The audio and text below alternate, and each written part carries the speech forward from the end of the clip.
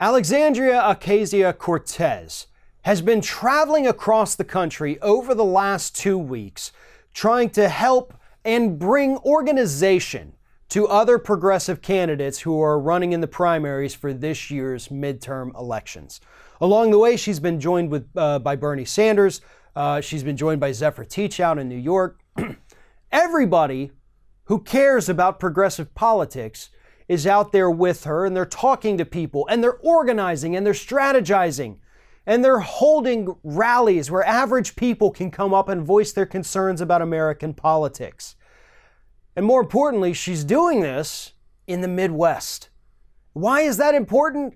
Well, because those, I almost called them Republicans. What a Freudian slip there. Those Democrats, the establishment ones, who said, well, yeah, she can win in the Bronx, but she couldn't win in the Midwest. Well, guess what? She's going through the Midwest, drawing huge crowds, getting people energized, supporting other progressive candidates, and they're basically winning in the Midwest. Now, here's why I bring up that story. Because the establishment of the Democratic Party fears change just as much as the Republican Party fears change. Now, that's been a talking point for the Republicans, or people attacking the Republicans, for a long time, for decades. Republicans are afraid of change. They don't like anything to be different. That's why some of their policies are still stuck back in the 50s. And I'm not talking 1950s based on what we've seen from Trump. We're actually talking 1850s at this point. But nonetheless, they don't like things to be different. And now we can say the same about some of those hardcore, lifelong, establishment-type, corporate-centrist Democrats. They don't want these progressives like Cortez, like El Said, like anybody else out there running for office. They don't want them to come through the ranks now. Why?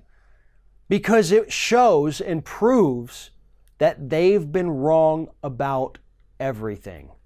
They didn't think Ocasio-Cortez could win in New York. So when she did, they had to say, okay, well, yeah, New York, but now you can't win in the Midwest, and now they're winning in the Midwest, so now they don't know what to think.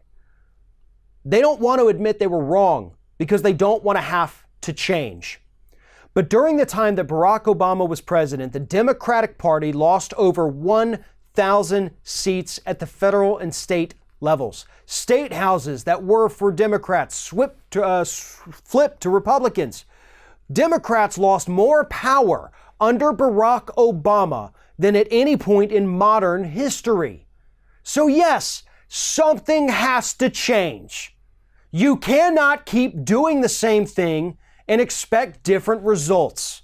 But that's what the establishment wants to do. That's what the centrists want to do. The third way group wants to do. They want to keep things the way they are while ignoring the fact that the public is crying for something else.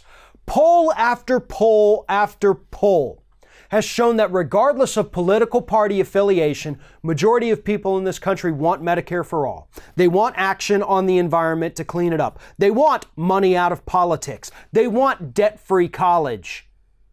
And right now, there isn't a single political party that has embraced those things as their platform. The progressives who are running as Democrats or Democratic Socialists or Justice Democrats, I think they've actually adopted those things as their platform, to be honest. But they care about those things and they're running on those things, and that's why they're winning. The Democratic Party doesn't want to change who they are. They don't want to give up that corporate money.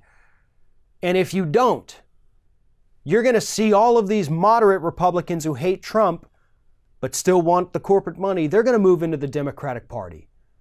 The Republicans will move further right. The Democrats will become the new right. And the only thing left on the left is going to be these progressives. And to be honest, I'm fine with that. I would love a left that truly was progressive. But I guess what I'm saying now is that the Democratic Party, the establishment, they have a choice. You can join us, or you can become the new Republican Party. There's only one of those that's going to work pretty well for you, considering what the polls are saying about what people want. So I suggest to all the establishment folk out there, you choose very wisely.